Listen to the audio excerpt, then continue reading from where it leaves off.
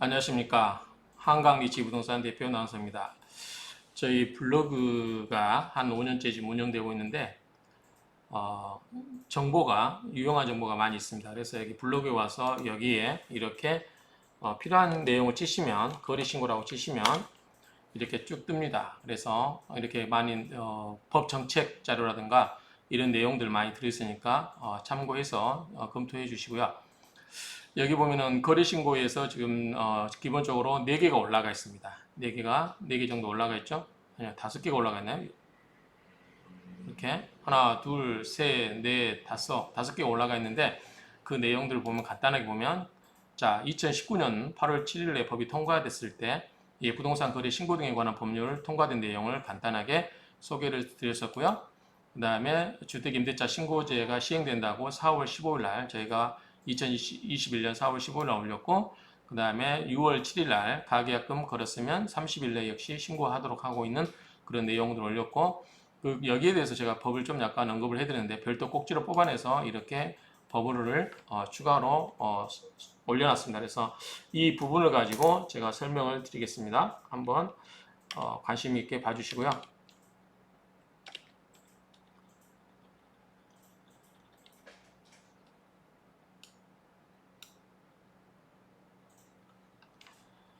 자, 2021년 6월 1일부터 이제 적용이 되죠. 6월 1일 계약분부터 적용이 되는 거예요. 그러니까 6월 1일 이후에 쓰는 계약에 대해서 적용이 된다. 이렇게 생각하시면 되고요. 자, 부동산 거래 신고 등에 관한 법률, 부동산 거래 신고법이라고 할게요. 이 신고법에 의해서 제2장의 2가 별도로 신설이 됐어요. 그래서 작년에 이제 신설이 됐는데 보면 자, 6조 2부터 신설이 됐는데 6조 2에 보면 주택 임대차 계약의 신고라고 되어 있어요. 먼저 1항에 보면 필요한 내용이 다 들어 있어요. 자, 주택 임대차 계약 당사자는 뭐를 주택에 대해서 신고를 하고 있는데 그럼 주택에 대해서는 어떤 걸 주택을 볼 거냐? 예컨대 근생에서 살고 있는 경우도 주택으로 볼 거냐? 이런 부분이 있죠. 그래서 이런 부분은 우리가 주택임대차보법의 제2조에서 규정하고 있죠. 그렇기 때문에 주택임대차보법 제2조에 따른 주택을 의미한다고 되어 있어요. 그러니까 주택에 대한 그러한 그 범위는 주택임대차보법 제2조를 참조하시면 되고요. 그 다음에 어떤 거래 금액에 대해서 할 거냐라고 했을 때 거래 금액이 제한이 있죠. 여기는 이제 쉽게 이야기해서 이 물건의 범주가 뭐냐. 자, 주택으로 포함된다. 근데 주택은 어디까지 볼 거냐라고 하는 부분은 주택임대차보호법을 적용하도록 하고 있고, 그 다음에 모든 거래 금액에 대해서 할 거냐라고 했을 때 이제 거래 금액에 대해서 제한이 있죠. 거래 금액에 대해서 제한이 있다. 그래서 밑에서 보시면 아시겠지만 6천만 원과 30만 원, 보증금 6천만 원과 월 차임 30만 원을 초과하는 그 거래 금액에 한해서 한다. 첫 번째, 그러니까 물건 제한, 두 번째 금액 제한 이렇게 되죠. 그 다음에 시간 제한 있죠. 그 다음에 사항은 이제 이 정하는 사항에 대해서는 어떤 사항이니까 우리가 거래 계약에 거래 당사자라든가 목적물에 대한 여러 가지 사항을 적겠죠. 당연히 그런 거를 정하도록 하고 있고 그 다음에 이제 3번은 무엇을 할 건가 그 사항이 뭐냐 네 번째가 언제 시기가 어떻게 볼 거냐 시기를 언제까지 할 거냐. 그래서 체결일로부터 30일이다. 그러면 기산 시점을 계약서로 꼭 계약서 작성한 것만 볼 거냐. 아니면 거래 금액이 들어갔고 계약서를 작성하지 않은 경우는 어느 시점부터 적용할 거냐. 이런 부분이 있어요. 그 다음에 방법은 혼자 할 수 있는지 또는 단독으로 할 수 있는지 이런 부분이 적용이 되겠죠. 그 다음에 또 하나는 여기에 대해서 신고 의무 사항이 이제 꼭 해야 되는 것과 신고를 안 해도 되는 예외가 있겠죠. 어떤 경우 예컨대 국가가 당사자가 되는 경우라든가 그 다음에 주택임대차 보호법 민간임대주택 그 법이 있죠. 그 법에 의한 공공임대주택이라든가 그 관련된 법에 의해서 신고를 할 때 우리가 표준계약서로 하잖아요. 그런 경우는 굳이 할 필요가 없다. 여러 가지 포괄적인 요건을 다 정하고 있어요. 그러니까 제6조의 1항에 보면은 대상은 주택이다. 두 번째 거래 금액은 보증금 6천만 원에 월 차임은 30만 원을 초과해야 된다. 세 번째 어떤 사항을 정할 거냐. 그거는 주로 계약에 관한 일반적인 사항이 될 것이다. 거래 금액하고 당사자, 그 다음에 뭐 기간, 뭐 여러 가지가 있겠죠. 그 다음에 시간은 30일 이내인데 그게 꼭 계약서를 쓴 날뿐만 아니라 계약금에 돈이 들어간 날로부터 30일 이내도록 하고 있다. 그래서 가계약금이라 하더라도 그게 들어가면 30일 이내에 하도록 하고 있다. 그 다음에 신고 방법은 각자 공동으로 하는 게 원칙이지만 예외적으로 단독으로 할 수 있다. 그럴 경우는 분명히 단독으로 하게 된 사유서를 제출하도록 하고 있겠죠. 그 다음에 반드시 모두 다 해야 되냐? 그렇지 않고 당연히 당사자가 하지 않더라도 국가가 알 수 있는 경우가 있겠죠. 그럼 얘가 예를 들어서 뭐 전자계약을 한다든지 그 다음에 이 주택임대차법이 아니라도 예컨대 민간임대에 관한 그 법에 의해서 하는 경우는 당연히 하지 않아도 되겠죠. 이런 예외적인 사유가 있다. 이렇게 전체적인 밑그림을 그리고 이제 들어가서 설명을 드리겠습니다. 자, 그러면 첫 번째 대상으로서 주택인데 뭘 말하냐? 자, 주택은 주택임대차보호법 제2조의 주거용 건물에 한한다. 이거를 이제 주거용 건물이죠. 그러니까 주거라고 하는 것은 실제 주거로 쓰고 있는 걸 말하는 거죠. 그러니까 건축물의 용도상 주거가 아니라 할지라도 우리가 근생이라든가 이런 상가 시설에서 주거로 쓰고 있다고 하면 그거는 주택임대차보호법 적용이 되는 거죠. 예컨대 판례에 의하면 다방에서 방을 한 칸 마련해서 거기서 숙소로 쓰는 경우 이것은 주택임대차 보호법 적용이 된다라고 하는 판례가 있습니다. 그런 것처럼 실제 그 대장상의 건축물 대장상의 용도가 아니라 실제 용도가 주거로 쓰고 있으면 주택으로 본다라고 볼 수 있겠죠. 또 최근에 가장 이제 많이 이슈가 될 수 있는 게 오피스텔 같은 경우도 그게 원래 사무시설이라든가 이런 걸로 건축 허가가 났지만 결국은 거기에다 주거로 쓰는 경우는 역시 주택으로 보고 세법상도 주택으로 인정해서 뭐 다주택자가 되거나 종부세 대상이 되거나 뭐 양도세 그런 부분 여러 가지 혜택 그런 부분이 적용되겠죠. 그렇기 때문에 이거는 실제 쓰고 있는 용도에 따라서 주택으로 정하면 된다 이렇게 이야기할 수 있겠죠. 그 다음에 이제 신고는 거래 금액은 말씀드렸다시피 보증금이 6천만 원을 초과해야 돼요. 6천만 원 초과해야 되고 월 차임이 30만 원을 초과하는 경우에 적용이 된다. 그러면 주택임대차보호법이라든가 거래신고법은 결국은 누구를 위한 거냐면 결국은 임차인을 위하고 국가가 후견인적 입장에서 관여를 하는 거죠. 그렇기 때문에 임차인에게 우리 주택임대차보호법도 임차인에게 불리한 조항은 적용이 되지 않도록 하고 있죠. 마찬가지로 이 거래신고법도 임차인에게 유리한 것은 굳이 규제할 필요가 없죠. 그래서 임차인에게 불리한 건 뭐냐면 보증금을 올리는 거겠죠. 그런데 보증금을 올리지 않고 그리고 기간만 연장하는 경우는 당연히 임차인에게 유리하겠죠. 그런 경우는 다시 신고할 필요가 없도록 만들고 있는 것도 역시 주택임대차보호법이나 거래신고법은 임차인을 보호하기 위한 법의 연장선이다라고 우리가 해석할 수 있겠죠. 그런 부분에서 접근하시면 될 것 같고 그 다음에 시행규칙 6조 2에 보면은 자 정하는 사항인데 이거는 밑에 보면 양식이 나오겠죠. 대부분이 아까 제가 앞에서 언급했다시피 자 기본적으로 임대차 계약 당사자의 인적사항이 들어가겠죠. 그러면 자연인 경우, 법인인 경우, 법인이 아닌 경우 이게 보면은 성명, 주소, 주민등록번호, 연락처 이게 기본 사항이 되겠죠. 나머지는 법인 같은 경우는 법인명, 사무소 소재지, 법인 등록번호, 연락처 이거는 여러분들이 등기부에 띄워보시면 법인 등기부를 띄워보시면 법인 등록번호가 다 나오고 그 다음에 사무소 소재지 같은 경우도 다 나옵니다. 그런데 만약에 이게 예컨대 이 사무소 소재지 같은 경우 옮기고도 신고를 안 하면 역시 이것도 과태료 조항이 있거든요. 그런 것처럼 이런 기본적인 사항을 넣도록 하고 있다. 이렇게 보시면 될 것 같습니다. 그 다음에 당사자 인적사항하고 목적물에 관한 내용이 들어가겠죠. 당연히 여기는 뭐냐면 목적의 주소지, 소재지겠죠. 종류, 임대 면적 이런 게 들어가겠죠. 보증금, 월 차임 이게 당연히 들어가겠죠. 아까 여기는 이 본문에서 이렇게 써놨는데 또 여기 호로 넣어놨죠. 그 다음에 계약 체결이라든가 계약 기간이 얼마인지 이런 부분이 당연히 신고 대상이 될 거예요. 이거는 우리가 통상적으로 계약해 보신 분들은 통상적으로 쉽게 이해할 수 있는 부분이기 때문에 큰 문제는 안 될 거고요. 나중에 뒤에서 양식을 보겠지만 그 양식에 다 반영되어 있겠죠. 그 다음에 임대차 보호법에 계약갱신 요구권 행사 여부도 포함되도록 하고 있습니다. 그리고 원칙적으로 당사자가 공동 서명 날인해서 신고하도록 하고 있고요. 자, 법 6조 2항에 보면은 이거 신고를 다 해야 되냐라고 했을 때 대통령으로 정하는 지역에서 하나하도록 하고 있다. 근데 우리가 서울에 살고 있기 때문에 당연히 투기과열지구 또는 투기지구 이상이겠죠. 그렇기 때문에 당연히 여기는 다 해당이 되겠죠. 그 정도 보면 될 것 같고요. 그 다음에 사망에 보면은 당사자가 거부하는 경우는 당사자가 동동을 해야 되는 게 원칙임에도 불구하고 일방이 단독으로 신고할 수 있도록 하고 있습니다. 그러면 그 시행규칙 제6조의 2에 보면은 단독으로 하되 어떠한 서류를 제출해야 되냐라고 보면은 자, 여기 보면은 자, 주택임대차 계약서를 신고하도록 하고 있어요. 같이 첨부하도록 하고 있죠. 그래서 주택임대차 계약서를 첨부하도록 하고 있기 때문에 이 계약서를 쓴 경우는 주택임대차 계약서만 작성하면 돼요. 근데 만약에 주택임대차 계약서를 작성하지 않는 경우에는 입금증, 뭐 금전거래 내역 등 통장사본 이런 것들이 해야 된다. 이거는 뭐냐면 우리가 이제 구두로만 계약을 한 경우도 있죠. 우리가 통상적으로 계약에 있어서 낙성계약이라고 하잖아요. 낙성계약이라고 하는 것은 당사자가 합의를 하면 그걸로 계약이 성립된 거지 그거를 계약서로 반드시 써야 된다고 하는 게 아니죠.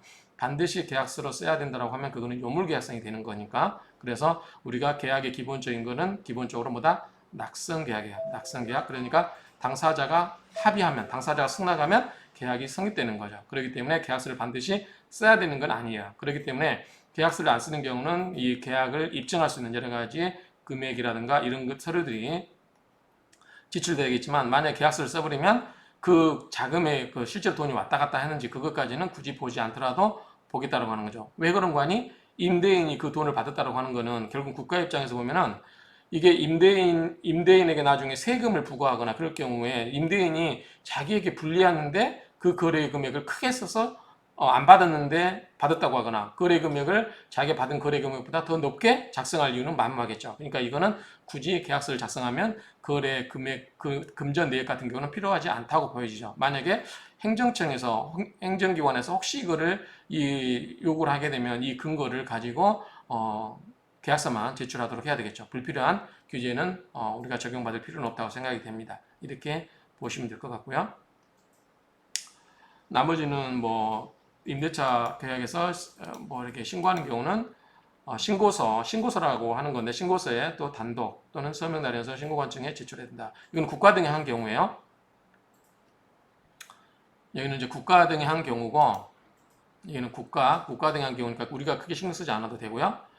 그 다음에 당사자가 신고를 일방이 거부를 해요. 그러면 단독 신고가 가능한데 뭘 첨부해야 된다? 사유서를 첨부하도록 하고 있습니다. 그래서 왜 그런지 그리고 신분증 당연히 제출해야 되겠죠. 우리 동사무소 가면 구청이나 동사무소 가면 신분증 달라고 하죠. 당사자 이제 확인하기 위해서 그런 거는 가면 될 것 같고요.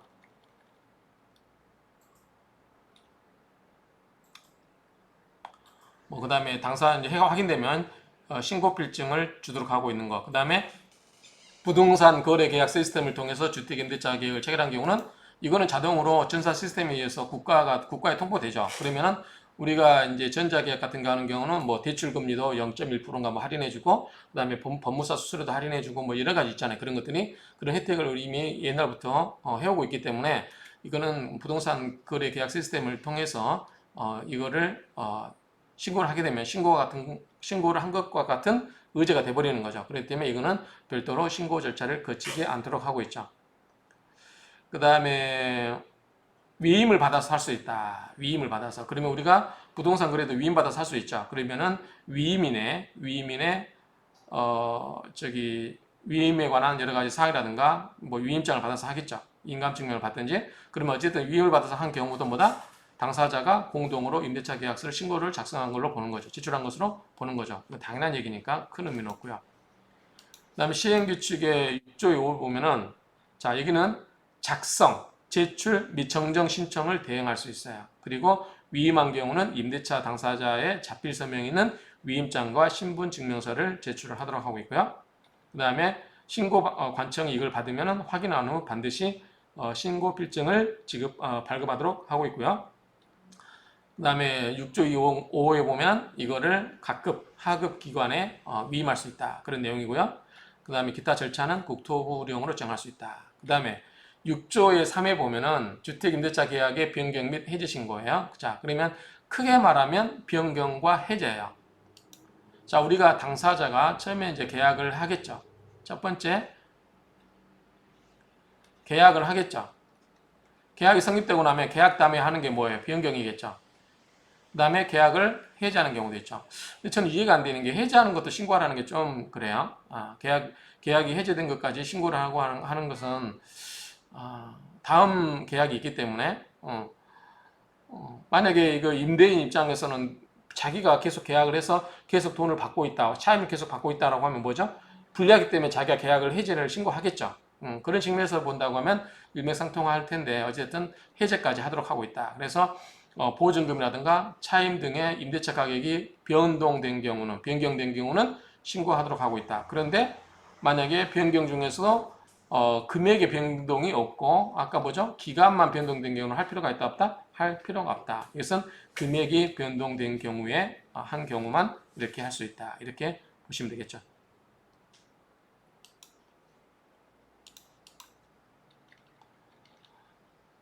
그 다음에 변경신고서, 해제신고서, 그 다음에 뭐 여러 가지, 그 다음에 단독으로 하는 경우는 그 사유서와 뭐 계약서, 뭐 이런 거를 서류, 입증할 수 있는 서류를 제출하라. 이런 이야기니까 시행규칙 6조의 3은 그런 내용으로 보시면 될 것 같아요. 간단하게. 그 다음에 규칙 6조의 4에 보면은 주택임대차 계약 신고 내용이 정정이에요. 정정은 이제 우리가 거래 신고를 해보면 알죠? 구청에서 전화가 오죠. 뭐가 잘못됐으니까 다시 하세요. 그렇죠. 그러니까 뭐 당사자 변경이라든가 특히 이제 주로 많이 오는 게 면적에 관한 부분 여러 가지 오죠. 그러니까 그런 부분이 있고 나중에 혹시 또 계약 내용이 변경돼서 할 때는 우리가 구청에 전화해서 전에 있던 계약 거래 신고를 무효화시키고 새로 신고를 하거나 또는 정정을 할 수가 있죠. 그러니까 그거는 우리 실무 관행적이니까 이런 선상의 내용이니까 쉽게 이해할 수 있으실 걸로 이해됩니다. 그 다음에 단독을 할 수 있다는 거 이야기했고요. 그 다음에 신고필증 지체 없이 발급해라고 이야기했고 위임할 수 있다 이야기했고 그 다음에 국토부를 정한다고 또 이야기했어요. 법에. 자, 그 다음 6조에서 보면은 주택임대차 계약 신고에 관한 준용을 하도록 하고 있는데 이거는 이제 법에서 법을 준용하는 거예요. 그 전에 우리가 제2장의 2호에서 6조의 2부터 신설이 됐죠. 6조의 2. 그러니까 그 전부터 있었던 것은 4조, 5조, 6조가 있어요. 그래서 금지. 자, 동법이에요. 거래신고법. 제4조 금지 행위를 못하도록 하고 있어요. 거짓으로 신고하거나 뭐 신고를 못하게 하거나 이런 경우를 하지 말라는 거죠. 이런 역시 여기에도 적용이 된다는 거죠. 그래서 주택임대차 계약 신고의 금지 행위에 대해서는 4조, 즉 금지 행위에 관한 내용이 그대로 준용이 된다. 그래서 거래를 신고를 못하게 하거나 허위로 신고하거나 이런 거를 못하게 한다라는 취지고요. 그 다음에 검증도 5조에 관한 검증의 내용을 그대로 신고 내용을 국토부 장관이 검증을 하도록 하고 있어요. 그래서 그 주택임대차에 대해서도 그 내용이 맞는지를 그 검증을 할 수 있도록 그 다음에 여러 가지 구청이라든가 세무관서도 여기에 대해서 동원될 수 있다라는 내용으로 규정되어 있고요.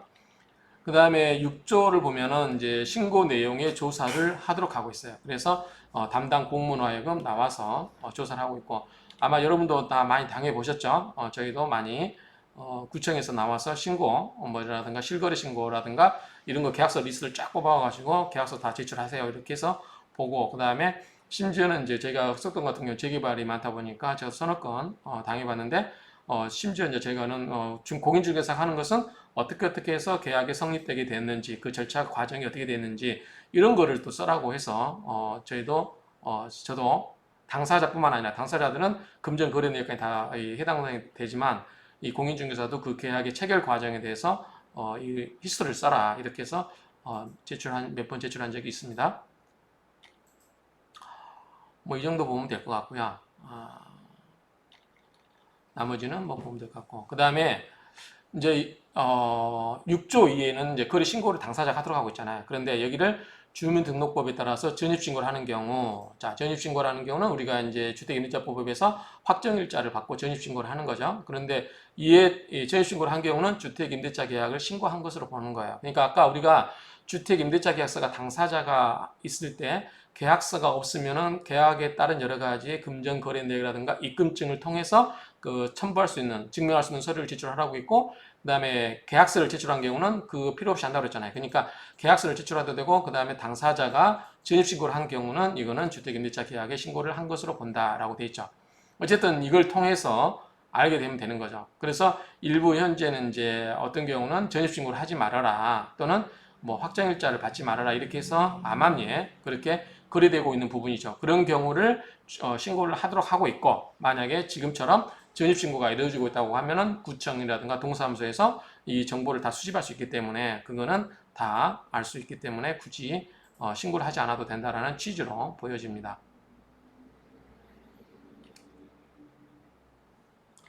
그 다음에 이제 공공주택 특별법에 따른 공공주택 사업자 그리고 민간주택 임대 주택에 관한 특별법에 따른 임대사업자는 신고가 더 훨씬 까다롭죠. 그렇죠? 임대사업자 같은 경우는 이제 아마 7장일 거예요. 7장. 계약서만.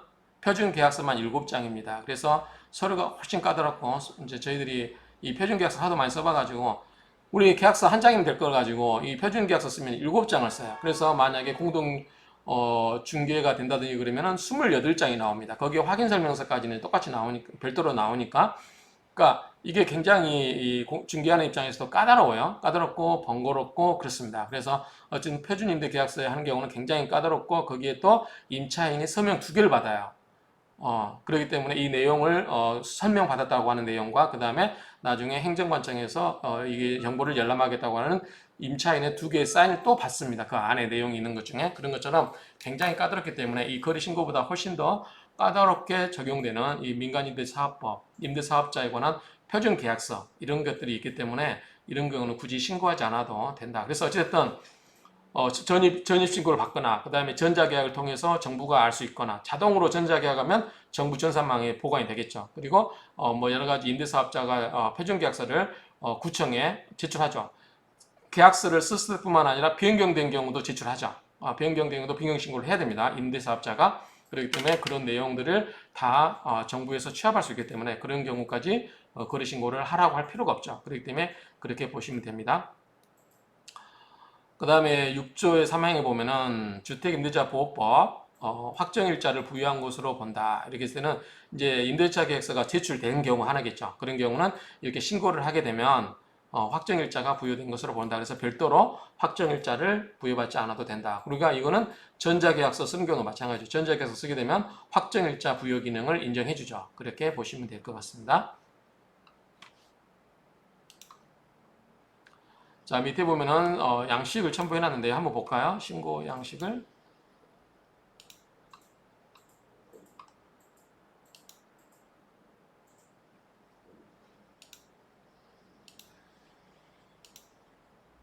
이 하나만 보겠습니다. 자, 주택임대차 계약 신고서 이렇게 보시면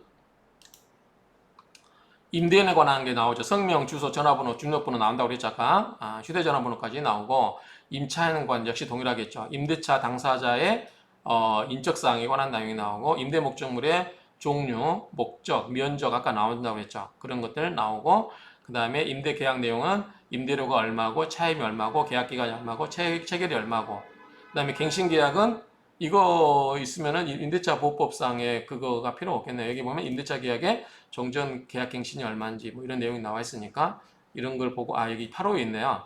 주택임대차보호법 제6조의 3에 따른 계약갱신권 요구 행사 여부 이렇게 표시되어 있고 아마 관련된 서류를 첨부하라고 할 수도 있겠죠.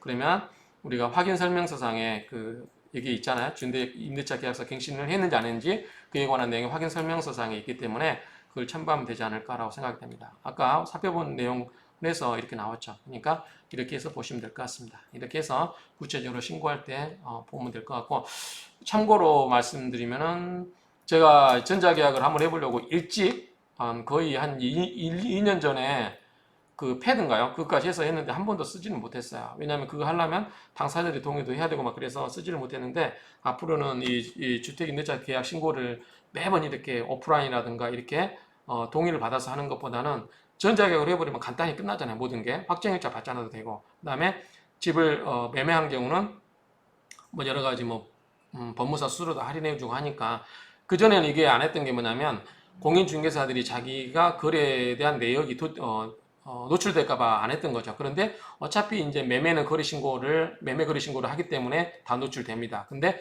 그동안 이제 그 사각지대에 놓였던 주택 임대차 계약서에 관한 이런 부분이 신고를 안 하거나 빼거나 그렇죠. 특히 원룸들 조그마한 것들은 대부분 신고 누락이 된 걸로 알고 있어요. 그렇기 때문에 그런 부분이 있었는데 이제는 모든 걸 신고를 하고 있기 때문에 웬만하면 이제 그렇게 하는 게 낫지 않을까. 그러면 여기서 이제 비껴나가는 게 뭐냐면 월세 30만 원 이하죠. 초과된 부분이라서니까. 그다음에 전세로 따지면 보증금 6천만 원 이하예요. 그러니까 지금 상황에서 원룸들이 전세 6천만 원 이하나 월세 30만 원 이하짜리는 저희 흑소동 같은 경우는 거의 없는 것 같아요. 그렇기 때문에 거의 95% 이상이 전부 거래 신고 대상이 된다라고 보여져요. 그렇기 때문에 그럴 바에 차라리 선도적으로 전자계약서를 써서 업무량을 줄이는 게 더 낫지 않을까라고 저는 개인적으로 생각을 합니다. 그래서 향후에 이런 부분도 한번 적극적으로 검토가 이루어져야 되지 않을까라고 생각합니다. 이상으로 저희 한강리치 부동산 중개법인에서 정보를 그동안 많이 드렸었는데 꼭 다시 한번 여기 가셔서 보시고 여기서 검색해서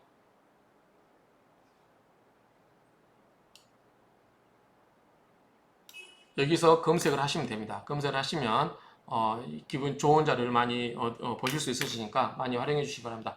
감사합니다.